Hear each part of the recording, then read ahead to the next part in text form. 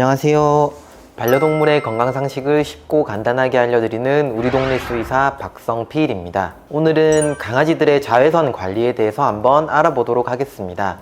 여름철 자외선이 강하게 내리쬐게 되면 사람들은 모자도 쓰고 선크림도 바르고 선글라스도 끼고 여러 가지 도구들을 이용해서 자외선에 노출이 되지 않기 위해 노력을 하는데요. 이처럼 사람들이 자외선 관리에 신경을 쓰는 이유는 자외선이 피부에 직접 닿게 되면 많은 문제를 일으키게 되기 때문인데요. 이는 우리 강아지들도 마찬가지입니다. 그래서 여름철 자외선이 강할 때 산책을 하는 경우 강아지들도 자외선 관리에 신경을 써주시는 게 좋습니다. 그럼 강아지들이 자외선에 노출됐을 때 자외선이 강아지들에게는 어떻게 문제를 일으킬까요? 첫 번째, 햇빛에 오랜 시간 노출이 되면은 화상을 입을 수 있게 됩니다. 당연한 얘기겠죠. 사람도 햇빛에 오래 노출이 되게 되면은 타듯이 강아지 피부도 햇빛에 의한 화상을 입을 수 있습니다. 두 번째로 광선성 각화증 혹은 피부 종양이 발생할 수 있게 됩니다. 피부가 자외선에 오랫동안 노출이 되게 되면 돌연변이가 생기고 이로 인해서 피부에 문제를 유발할 수 있게 됩니다. 세 번째로는 피부 노화가 발생하게 됩니다. 마찬가지로 이 자외선이 세포에 미치는 영향 때문에 피부 노화가 빠르게 진행이 되고 이로 인해서 피부 문제가 발생할 수 있게 됩니다.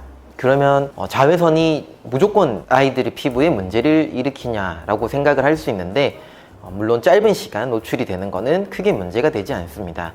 여름철 햇볕이 강한 시간대에는 10분에서 20분 미만으로 자외선에 노출되게 해주시는 게 좋고요. 아침 혹은 해가 질 무렵에 약한 햇빛은 노출이 된다고 해서 크게 문제가 되지는 않습니다. 사람의 경우 비타민 D와 같은 물질을 합성할 때 햇빛의 노출이 필요하기는 하지만 강아지들의 경우 대부분 식이로 비타민 D를 공급을 받기 때문에 꼭 자외선에 노출이 되지 않더라도 건강상의 문제는 되지 않습니다. 이런 문제들을 해결하려면 어떤 식으로 관리를 해야 할까요? 자외선으로부터 강아지들을 보호할 수 있는 방법에는 어떤 것들이 있는지 알려드리도록 하겠습니다. 기본적으로 사람과 동일하다고 보시면 됩니다. 첫 번째, 가능하면 자외선에 노출되는 것을 피하는 것이 가장 좋은 방법입니다. 부득이하게 외출을 하게 된다면 옷, 모자, 그다음에 선글라스와 같은 도구를 이용해서 아이들이 자외선에 노출이 되는 빈도를 가능한 한 낮게 해주시는 게 좋습니다. 그리고 사람과 마찬가지로 강아지들이 쓸 수 있는 자외선 차단제도 존재합니다. 그런 것들을 구비하셨다가 바깥 활동을 하게 되기 한 15분에서 30분 전에 미리 발라주시면은 자외선 차단하는 데 도움이 됩니다. 사람이 사용하는 자외선 차단제에는 강아지들이 섭취했을 때 중독을 일으킬 수 있는 물질이 있기 때문에 절대로 사용하시면 안 됩니다.